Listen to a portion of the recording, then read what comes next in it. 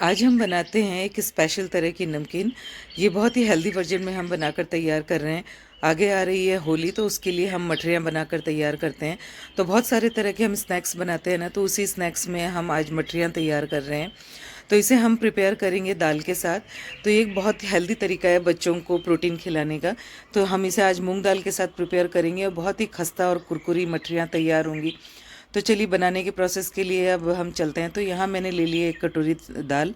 तो ये जो हम घर पर मूंग दाल लेते हैं ना, वही मूंग दाल है। 1 कटोरी मूंग दाल लेकर आप उसे अच्छे से वॉश कर लें और उसके बाद 3 से 4 घंटे के लिए भिगाकर छोड़ दें। और उसके बाद पानी को निकाल कर आपको इसे पीस लेना है। तो बहुत ज़्यादा इसे बारीक नहीं पीसना है, हल्का सा दरदरा आप इस दाल को पीस कर तैयार कर सकते हैं। तो 1 कटोरी दाल को हमने अच्छे से पीस कर तैयार कर लिया है। उसके बाद निकाल देते हैं इसे एक प्लेट में, जिसमें हम इसका डो बनाकर तैयार कर रहे हैं। तो 1 कटोरी दाल को अच्छे से पीसने के बाद ये दरदरी सी दाल है। अब इसमें ऐड करते हैं सूजी। तो यहाँ मैंने 1 कटोरी सूजी का इस्तेमाल किया है, लेकिन एक बार थोड़ी सी सूजी को मैंने रोक लिया है 1 कटोरी में से। आप कोई भी मेजरमेंट ले सकते हैं। अब ऐड करते हैं इसमें अजवाइन, कलौंजी। इसे कई लोग मंगरेला भी कहते हैं, पर हमारे यहाँ इसे कलौंजी कहते हैं। तो कलौंजी और अजवाइन डालने के बाद अब इसमें डाल लेते हैं कसूरी मेथी। तो कसूरी मेथी को अच्छे से हाथों से क्रश करते हुए डालना है, ताकि इसकी एक अच्छी सी खुशबू हमें मिल सके। और जब हम मठरी बनाते हैं ना, तो उसमें कसूरी मेथी का फ्लेवर बहुत अच्छा लगता है। अब ऐड करते हैं इसमें अपने पसंद के अनुसार नमक।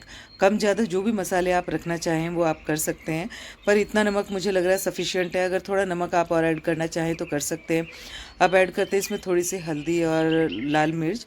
उसके बाद इसे अच्छे से मिक्स कर लेंगे। दाल पहले हमने डाल रखी है। अब इतनी सी सूजी मैंने छोड़ दी है, तो आप ये समझिए कि 4 से 5 चम्मच सूजी छोड़ दी है। उसके बाद हम ले लेते हैं यहाँ मैदा।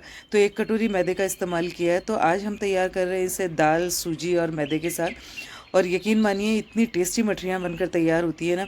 आप चाहें तो यहाँ पर मोइन के लिए तेल का इस्तेमाल कर सकते हैं। तो 1 बड़ा चम्मच आप यहाँ पर तेल ज़रूर इस्तेमाल करें, क्योंकि मुझे ये मठरियाँ थोड़ी कुरकुरी बनानी थी ना, क्योंकि मेरी डॉटर ने बोला कि चाय के साथ उसे थोड़ी सी कुरकुरी मट्ठी चाहिए। तो उसके लिए मैंने आज यहाँ तेल का इस्तेमाल नहीं किया है। पर आप यहाँ तेल, मैं तो यही कहूँगी कि अगर आप होली के लिए बना रहे हैं तो थोड़ा सा आप तेल का ज़रूर इस्तेमाल करें। तो 1 बड़ा चम्मच आप इसमें मोइन के लिए तेल डाल सकते हैं और उसके बाद इस तरीके से डो बनाकर तैयार कर सकते हैं। तो डो बनाने के बाद हमने रख दिया उसको एक साइड में। अब यहाँ ले लिया है मैदा और उसमें डाल लिया है घी, और इसका एक अच्छा सा हमने एक मतलब यूँ समझिए कि एक लिक्विड सा तैयार कर लिया है, और उसके बाद उसे रख दिया है साइड में। अब जो हमने डो लगाया था ना, उसको भी रखे हुए थोड़ा समय हो गया है, मतलब 15-20 मिनट हो चुके हैं। तो उसके बाद हम देख लेते हैं अब इस डो को। तो अच्छे से एक बार दोबारा से मसल कर डो को तैयार कर लिया है। अब डो में से ले लेते हैं इस तरीके से एक बड़ी सी बॉल, और उसके बाद इसे बेल कर तैयार कर लेते हैं। इस तरीके से जो हम मट्ठी बनाते हैं ना, वो एक बहुत ही अच्छा वर्जन होता है। और यहाँ मैंने तेल का इस्तेमाल नहीं किया है, क्योंकि मुझे थोड़ी सी कुरकुरी मट्ठी रखनी थी। पर जब आप इसे थोड़ा तेल डालने के बाद, मोयन डालने के बाद बनाएंगे ना, तो ये बहुत ही कुरकुरी और खस्ता बनेंगी। तो इस तरीके से हमने एक बॉल को लेकर उसे बेल कर तैयार कर लिया है। ऊपर से लगा दिया था जो हमने मैदे को घी में डालकर रखा हुआ था ना, उसका एक ऊपर से पेस्ट मान लीजिए, हमने वो लगा कर तैयार कर लिया है। और अब इसे बेलने के बाद गोल शेप में हम इसे रोल कर लेते हैं और इस तरीके से कट लगा लेते हैं। तो एक एक देखिए, इसके बीच में आपको लेयर भी दिख रही होंगी ना, जो हमने फोल्ड किया है ना, ये जो हमने पूड़ी बेली थी उसे फोल्ड किया है, तो एक एक लेयर हमें यहाँ पर दिख रही है। तो इसी तरीके से हम इसे क्या हाथों से दबाते हुए एक मठरी का रूप दे देते हैं।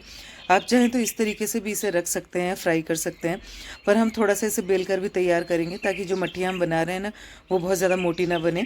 अगर आपने इसमें मोयन डाला है तो आप इसको थोड़ी सी मोटी भी बना सकते हैं। इस तरीके की मट्ठी भी बाज़ार में मिलती है, पर दाल वाली मठरियाँ थोड़ी कम ही हमें अवेलेबल होती हैं। तो अब थोड़ा सा हमने इसे बेल कर तैयार कर लिया है। तो जिस भी शेप में आप रखना चाहें, ये टोटली आपके अपने ऊपर डिपेंड करता है। तो एक जो हमने रोटी बेली थी, उससे हमने कुछ मठरियाँ तैयार कर ली हैं। अब एक रोटी और बेल कर तैयार कर ली है। उस पर इसी तरीके से जो मैदा और घी हमने मिक्स करके रखा हुआ था ना, जिसे साटा कहते हैं, तो वो साटा इसके ऊपर अच्छे से आपको लगा लेना है।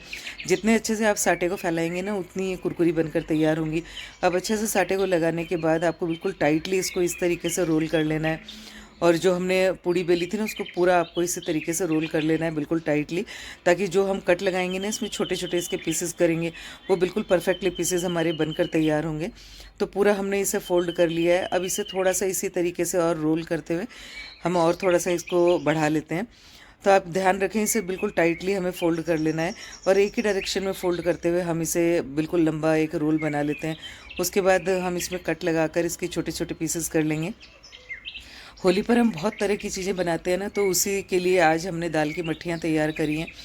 वैसे आप चाहें तो इसे मैदे से, आटे से, किसी भी चीज़ से बना सकते हैं। अगर आप मैदा यहाँ ना डालना चाहें तो आप आटे का भी इस्तेमाल कर सकते हैं। आटे से भी जो हम मठरियाँ बनाते हैं ना, वो बहुत टेस्टी बनकर तैयार होती है। तो इस तरीके से सारी मठियाँ जो हम बना रहे हैं ना, उसके लिए हमने यहाँ छोटे छोटे पीसेस कट कर लिए। इस तरीके से आप हाथ से भी फोल्ड करते हुए इसे तैयार कर सकते हैं। तो सारी मठियों को हमने बनाकर तैयार कर लिया है। अब यहाँ कर लिया है तेल को अच्छे से गर्म। जब तेल अच्छे से गर्म हो जाए उसके बाद आप इन मठियों को इसमें डाल लें।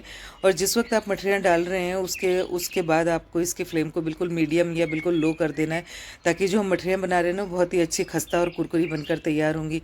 तो हमने फ्लेम को बिल्कुल मीडियम पर यहाँ पर छोड़ा हुआ है और इन मठरियों को तैयार कर लिया है। जब ये गोल्डन कलर की हो जाए ना, बहुत ज़्यादा ओवर कुक हमें नहीं करना है, हल्की सी गोल्डन कलर आ जाए तभी आपको ये इन मठरियों को निकाल देना है, क्योंकि बाद में भी थोड़ी सी कुक होती रहती हैं तेल की वजह से। तो यहाँ तोड़ कर दिखाते हैं, तो बिल्कुल परफेक्टली मठियाँ तैयार, आप बनाएं एंड एंजॉय।